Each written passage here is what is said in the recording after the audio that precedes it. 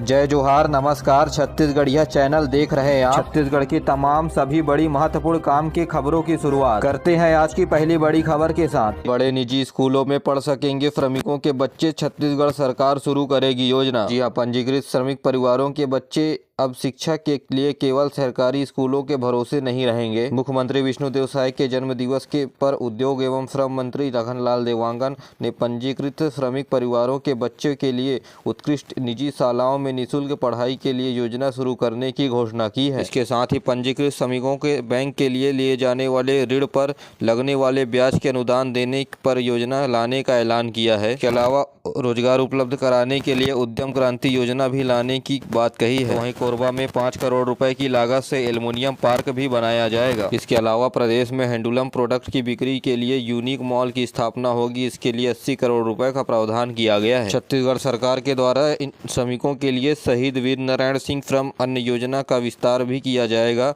9 जिलों में 24 केंद्र शुरू किए जाने की घोषणा की गई है। राजिम पुन्नी मेला संशोधन विधेयक सदन में हुआ पारित। कुंभ कल्प मेला के नाम से अब प्रदेश में होगी पहचान। राजिम में हर साल आयोजित होने वाले माघी पूर्णिमा मेला अब कुंभ कल्प मेला के नाम से जाना जाएगा। विपक्ष की मांग संशोधन विधेयक पर फैसला मतदान के जरिए हुआ।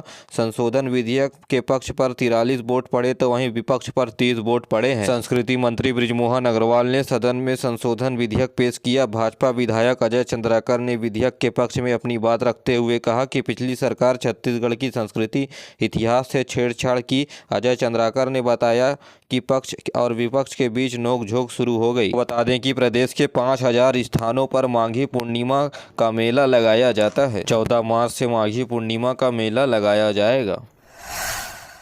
बीरनपुर हिंसा की होगी सीबीआई जांच। उप मुख्यमंत्री विजय शर्मा ने विधानसभा में की घोषणा। बुधवार को बीरनपुर हत्या का मामला उठा। ध्यान आकर्षण के जरिए भाजपा विधायक ईश्वर साहू के मामला उठाते हुए यह घटना के वक्त सीबीआई जांच की बात कही। इस पर उप मुख्यमंत्री विजय शर्मा ने सदन में घोषणा करते हुए बीरनपुर मामले की सीबीआई जाँच करने की मांग की। बता दें कि इस मामले पर 34 आरोपी के नाम सामने आए थे। 12 आरोपियों की गिरफ्तारी बाकी है। तो इस मामले पर पूर्व मुख्यमंत्री भूपेश बघेल ने कहा कि प्रदेश सरकार को अपनी पुलिस पर भरोसा नहीं है, जिसके कारण बीरनपुर हत्याकांड की सीबीआई जांच कराने पर लगी हुई है।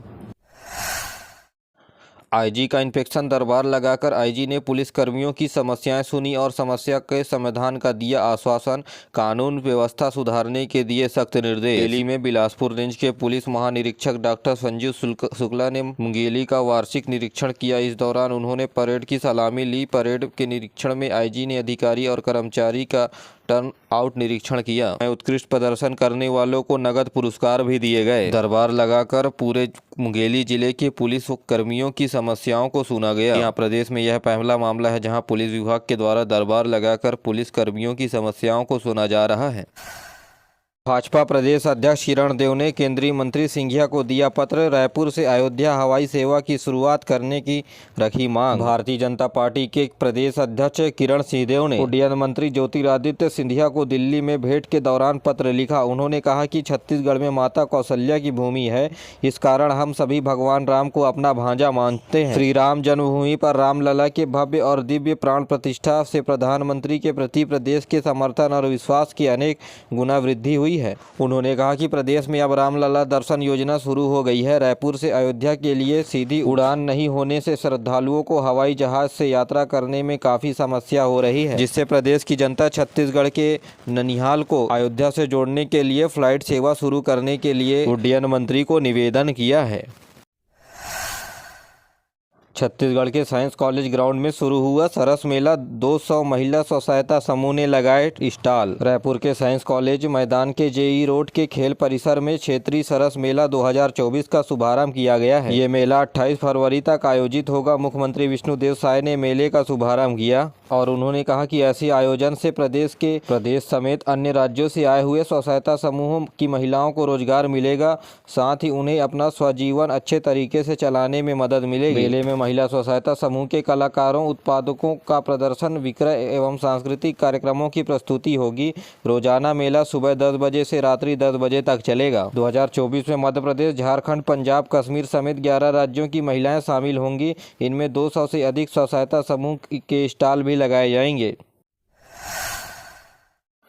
महतारी वंदन योजना को लेकर के सीएम विष्णुदेव साय का बड़ा बयान सामने आया है। कहा, फॉर्म नहीं भरे हो तो उदास होने की जरूरत नहीं है, दोबारा दिया जाएगा मौका। उन्होंने कहा कि महतारी वंदन योजना के तहत फॉर्म भरने के लिए 20 फरवरी आखिरी दिन था। फॉर्म भरने के अंतिम समय तक प्रदेश भर से करीब 70 लाख फॉर्म आ चुके हैं। सबकी जांच होगी, दावा आपत्ति का भी समय रहेगा और फिर लास्ट सूची जारी की जाएगी, जिसके बाद लाभार्थियों को लाभ दिया जाएगा। जो पात्र छूट जाएंगे उनका फिर से फॉर्म भरा कर लाभ दिया जाएगा। तो वहीं पूर्व सीएम भूपेश बघेल ने योजना में फॉर्म भरे जाने की डेट को बढ़ाने की मांग की है।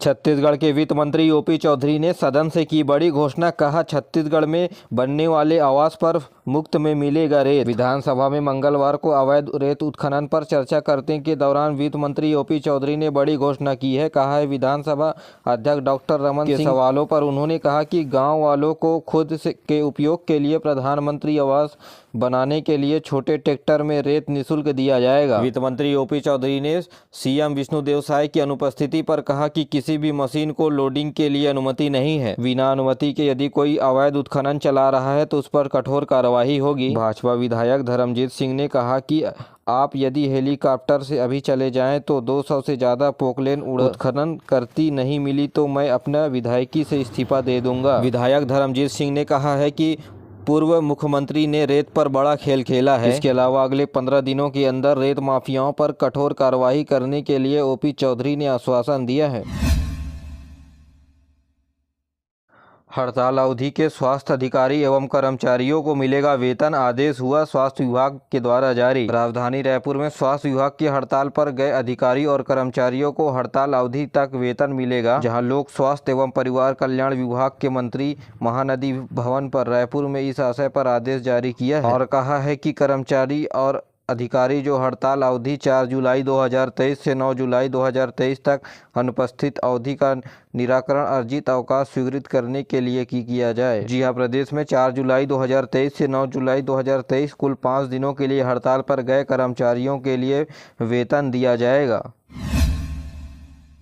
छत्तीसगढ़ में करप्शन को दूर करने तथा अभ्यर्थियों की सुविधा के लिए व्यापम ने एक और नई वेबसाइट तैयार की है। वर्तमान में व्यापम की पुरानी वेबसाइट पूर्व की भांति संचालित रहेगी। पूर्व वेबसाइट में अत्यधिक हिट्स होने की वजह से अभ्यर्थियों को असुविधा से बचाने के लिए नई वेबसाइट को तैयार किया गया है। अभ्यर्थियों को vyapam.state.gov.in की वेबसाइट पर समय, प्रवेश पत्र डाउनलोड तथा परिणाम देखने के लिए अत्यधिक संख्या में हिट्स होने पर अभ्यर्थियों को असुविधा हो रही थी। इसके लिए अभ्यर्थियों की सुविधा को ध्यान में रखते हुए व्यापनर.cg.state.gov.in नाम का एक नया वेबसाइट बनाया गया है। यानी व्यापम के 2 वेबसाइट के माध्यम से अभ्यर्थी अपने काम आसानी से कर सकते हैं।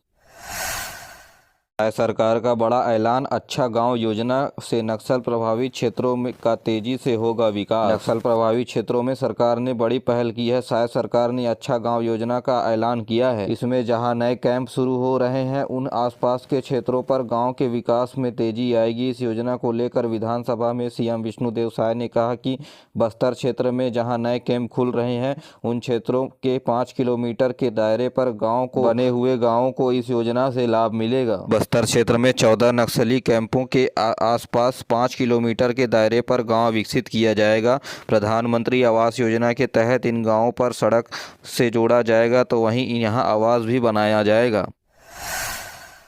एम्बुलेंस से करीब 3 कुंटल गांजा जब्त किया गया है। रायपुर पुलिस ने आरोपी सूरज खूंटे को गिरफ्तार कर लिया है और जब्त गांजे की कीमत लगभग 40 लाख रुपए बताया जा रहा है। प्रदेश के भिलाई में रहने वाला ये आरोपी है। ये आरोपी एम्बुलेंस के माध्यम से गांजा उड़ीसा ले जा रहा था। आमानाका थाना के पुलिस के द्वारा ये बड़ी कार्रवाई की गई है। आरोपी फिल्मी स्टाइल से गांजे की तस्करी कर रहा था। तस्कर के पास से करीब 354 किलो गांजा जब्त किया गया है। इनके पास से करीब 5-5 किलो के 72 पैकेट जब्त किए गए हैं। आरोपी गांजे को उड़ीसा से लेकर उत्तर प्रदेश में खपाने के लिए ले जा रहे थे।